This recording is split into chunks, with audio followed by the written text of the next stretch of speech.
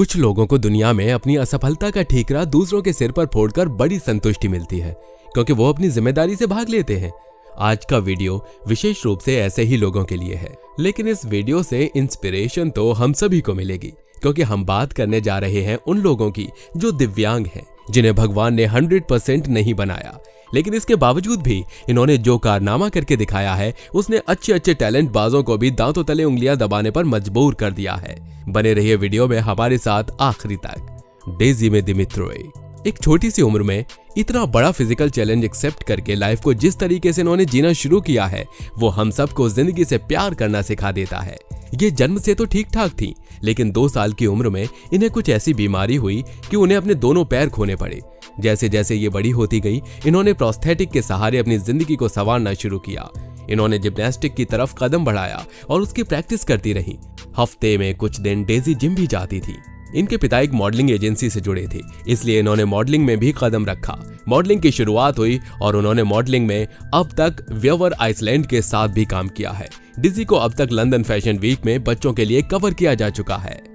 Black leaper ऊपर वाले ने जन्म से ही इनके पैरों का निचला हिस्सा इनसे छीन लिया, लेकिन अपनी मेहनत के बल पर ये एक सक्सेसफुल एथलीट बनकर दुनिया के सामने आई। लेकिन ये खुशकिस्मत रहे कि इनके पिता ने इनका भरपूर साथ दिया।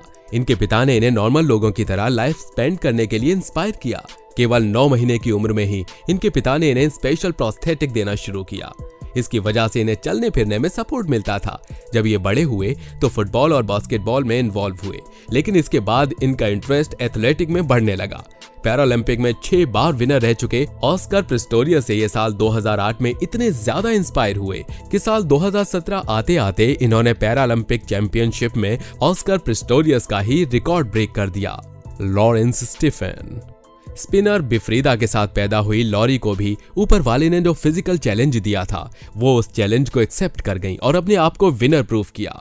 जब ये केवल 12 साल की थी तब से इन्होंने स्की की प्रैक्टिस करना शुरू कर दिया और 15 साल की होते होते इन्होंने स्की कंपटीशन में पार्टिसिपेट करना भी शुरू किया। लॉरेंस किंग्स डिबलिंग यंग नी डिबलिंग डिसेबल की स्की टीम का हिस्सा बनी। साल 2006 के पैरालंपिक गेम से इस फील्ड में डेब्यू करने वाली लॉरेंस ने इसी साल Paralympic sport women of the year का अवार्ड भी हासिल किया। इसके बाद साल 2010, 2014 और 2018 के पैरालंपिक गेम्स में भी पार्टिसिपेट किया। लेकिन इनकी एम्बिशंस केवल स्की तक रही हो ऐसा नहीं है। अमेरिका में आयोजित होने वाले स्विमिंग कंपटीशन में पार्टिसिपेट किया। इस इवेंट में भी 100 मीटर और 200 मीटर का बैक स्ट्रोक रिकॉर्ड तोड़ दिया। निक सेंटोना स्टारजो ये जन्म से ही हैंड हार्ट सिंड्रोम से पीड़ित हैं और इसके साथ ही इनके दोनों पैर भी नहीं हैं। इतनी क्रिटिकल कंडीशंस में भी इन्होंने लाइफ के हर चैलेंज को न केवल एक्सेप्ट किया बल्कि अपने मन और आत्मा की ताकत से कुछ ऐसा कमबैक किया कि दुनिया देखती रह गई। ऊपर वाले ने इनको केवल एक हाथ दिया था और वो भी पूरी तरह से विकसित नहीं था, मगर उसी हाथ के साथ इन्होंने इतनी मेहनत की कि इनके मेहनत के पसीने की चमक पूरी दुनिया देख रही है। अक्सर ऐसे लोग दूसरों की दया के सहारे जिंदा रहते हैं, लेकिन इन्होंने प्रोफेशनल स्केटर बनने की ठानी। ये रोज इतनी मेहनत करते थे कि बीते कल की मेहनत छोटी हो जाती थी। इन्होंने रेसलिंग में कुछ ऐसे कारनामे किए जो इस फील्ड में नए माइलस्टोन बन गए। एक प्रोफेशनल स्केटर बनने के साथ साथ इन्होंने अपनी कॉलेज की रेसलिंग टीम भी ज्वाइन की, लेकिन अपने आप में कुछ सेंटीमीटर की कमी के चलते इन्हें रेसलिंग की टीम को छोड़ना पड़ा। आज केवल 22 साल की उम्र में निक एक सक्सेसफुल बिजनेसमैन ही नहीं, प्रोफेशनल बॉडी बिल्डर, मॉडल और मोटिवेशनल स्पीकर भी हैं। कान्या सेसर ये उन लोगों में से हैं जिन्हें ऊपर वाले ने चैलेंजिंग लाइफ दी है, लेकिन इन्होंने ऊपर वाले के चैलेंज को एक्सेप्ट किया और पूरी दुनिया को अपने टैलेंट का ऐसा गिफ्ट दिया कि हर कोई देखता रह गया। बचपन से ही कान्या के पैर नहीं थे और इसकी वजह से इनके माता पिता ने इन्हें त्याग दिया, लेकिन इन्होंने अपने हाथों को ही अपना सबसे बड़ा सहारा बनाया। पहले तो इन्होंने चलने फिरने से लेकर अपने रोजमर्रा के सारे काम अपने हाथों के बल पर करना शुरू किया। फिर धीरे धीरे स्केटबोर्ड, मॉडलिंग, एक्टिंग जैसे अनेकों फील्ड में ये अभ्यास करती रहीं और आज कामयाबी हासिल कर रही हैं। ये आज हर फील्ड में नंबर 1 पोजीशन को हासिल कर रही हैं। आज ये कई कंपनियों के स्पोर्ट्स प्रोडक्ट, सॉफ्टवेयर और लॉन्जरी के लिए ब्रांडिंग कर रही हैं। थाईलैंड की रहने वाली ये लड़की आज एक थाई स्टार बन चुकी है, जिसने कभी व्हील चेयर का इस्तेमाल नहीं किया बल्कि हमेशा स्केटबोर्ड पर ही नजर आई। Junior Olympic, Paralympic tracking field competition में फर्स्ट प्लेस हासिल कर कई मेडल जीत चुकी हैं। बिफनी हैमिल्टन हिम्मत की तो दाद देनी पड़ेगी, साथ ही इनकी फैमिली ने जो सपोर्ट किया इन्हें वो भी काबिले तारीफ है। केवल 15 साल की उम्र में जब ये समुद्र में सर्फिंग कर रही थी, उसी समय इन पर एक टाइगर शार्क ने हमला कर दिया। उसने इनका लेफ्ट आर्म अपने मुंह में ले लिया। इसके बाद ये लगा कि जिंदगी खत्म हो गई है, लेकिन जिंदगी की असली पिक्चर तो अब शुरू हुई थी। एक पैर न रहने के बावजूद इन्होंने दोबारा सर्फिंग करने का डिसीजन लिया। इनके फादर ने इन्हें एक नया सर्फिंग बोर्ड ला कर दिया और फैमिली ने भी इनको एनकरेज किया।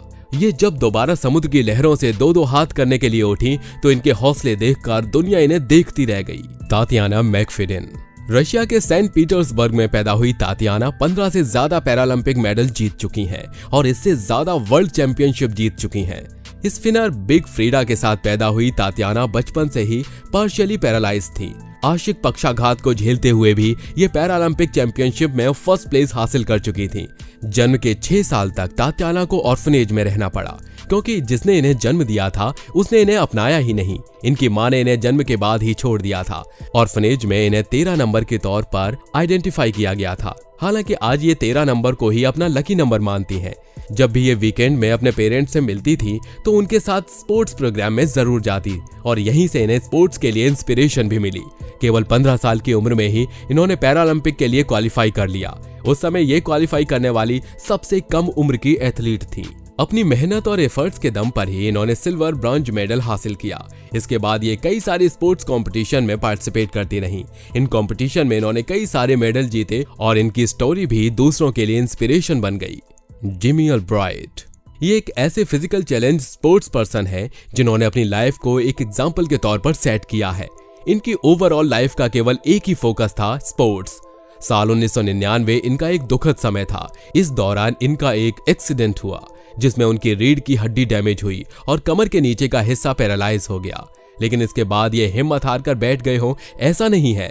इन्होंने एक्सट्रीम स्पोर्ट्स में पार्टिसिपेट करना शुरू किया और इसी पर अपना शिफ्ट फोकस किया। फ्री स्टाइल स्की में प्रैक्टिस करते हुए इन्होंने एक प्रोफेशनल प्लेयर की तरह पहचान बनाई।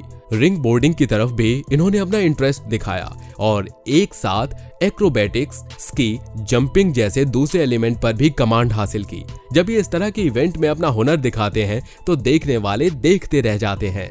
सेरा रिचर्डसन। सेरा बहुत ही कम उम्र से प्रॉक्सिमल वोकल डेफिशिएंसी से पीड़ित रहीं।